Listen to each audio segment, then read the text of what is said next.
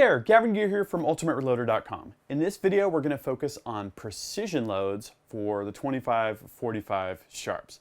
Now in this content series, I've got two rifles, one in 16 and one in 20-inch barrel lengths from the Sharps Rifle Company, two AR-15s. I did an overview of that. We've worked up factory style loads with brand new brass. We formed 25-45 Sharps brass from 5.56 brass.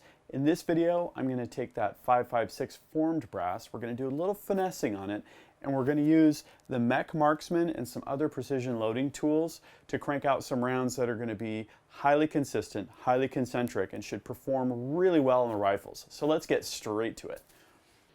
So when I did a test load, I noticed the telltale signs of a sharp case mouth. I had a small half-moon sliver of brass after seating a bullet. So what I'm doing here is I'm using the Hornady Case Prep Center. It accepts multiple tools here on the front.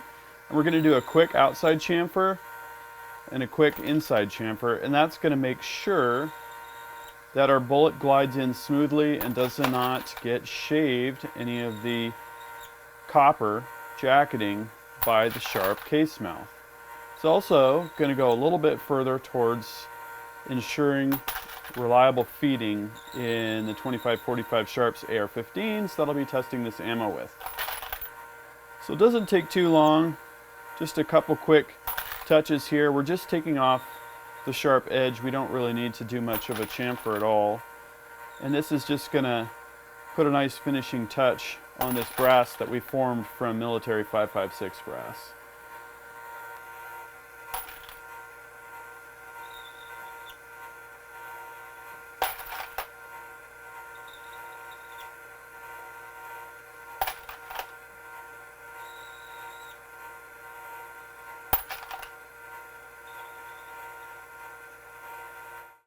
The next step is to prime the cases.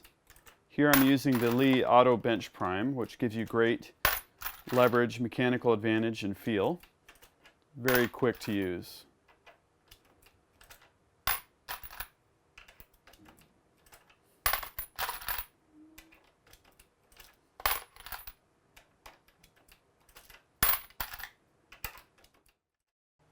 So in the last video, I installed the lock and load conversion kit from Hornady in the MEC Marksman press. Just screws right in.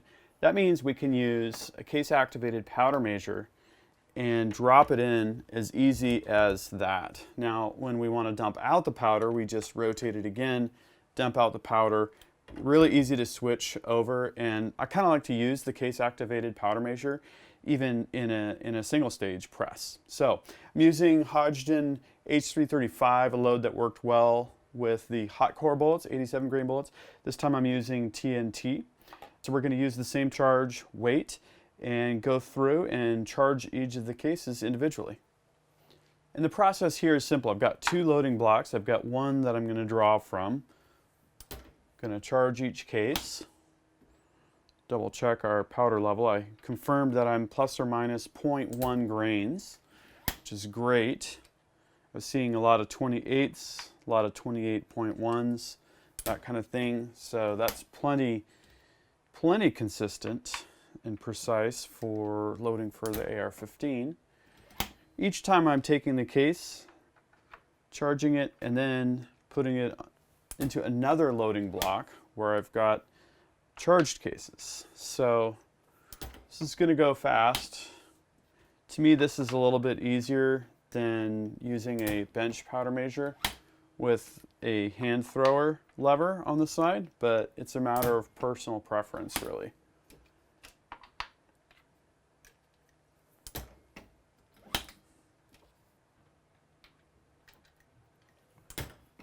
A little extra pause at the top helps ensure that the powder is going to be all completely out of the funnel by the time you withdraw the case. Always a good idea.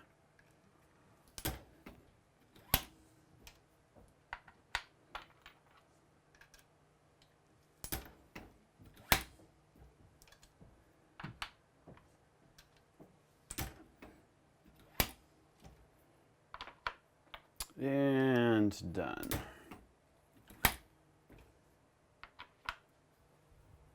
Okay, so now that we're done with the powder measure, we just remove it from the press, stow it over on the side. Here we've got our Redding 25-45 Sharps cedar die. That's just going to plug right in. And now we can seat some bullets.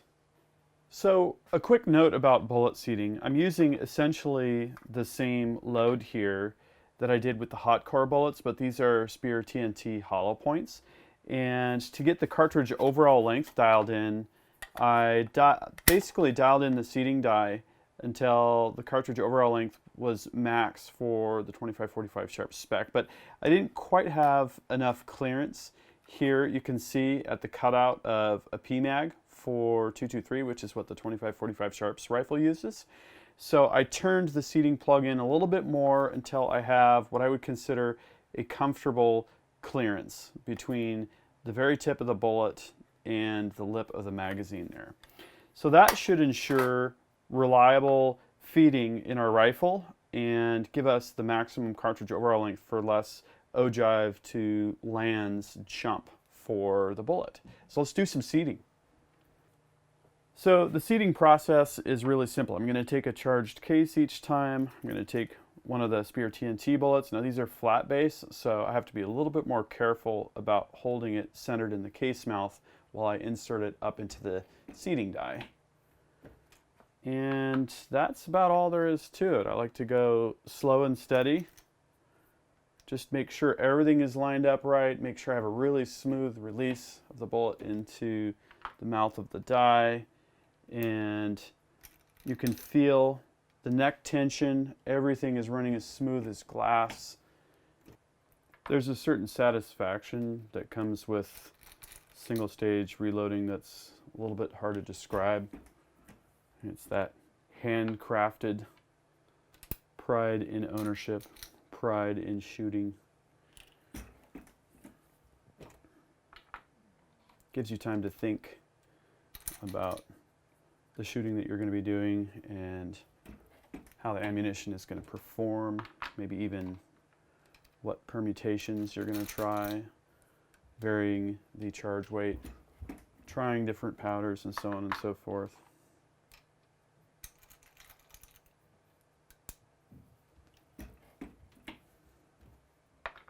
So one of the things that I'm curious to check here as I go is the bullet run out.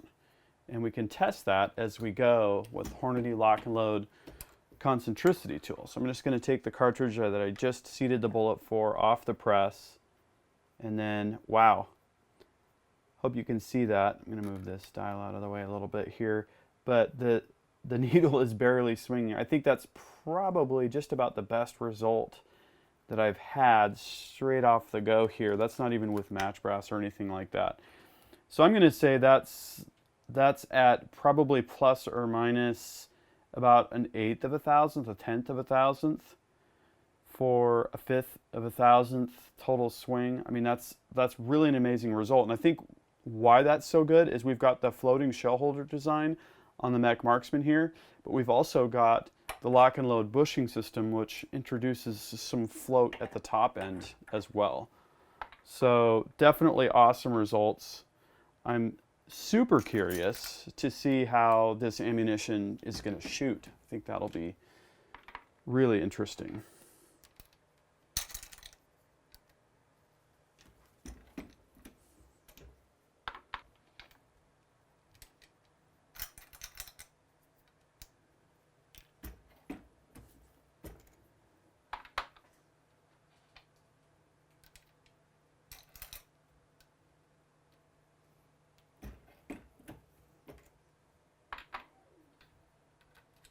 All right, last one. A box of 50 to try out.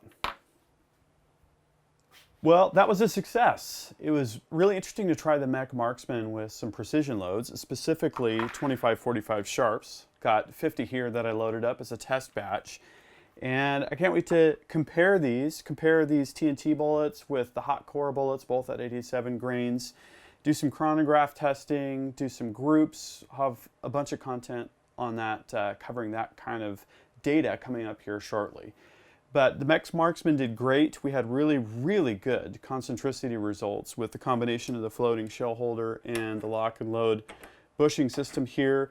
This is a killer setup. I really, really like it. I'd recommend that you look into something like this if you're doing precision loading. So anyways, I hope that you found the video useful. If you did, please give it a thumbs up. And if you don't want to miss any of the action on ultimatereloader.com, please subscribe to my channel. Until next time, happy shooting and happy reloading.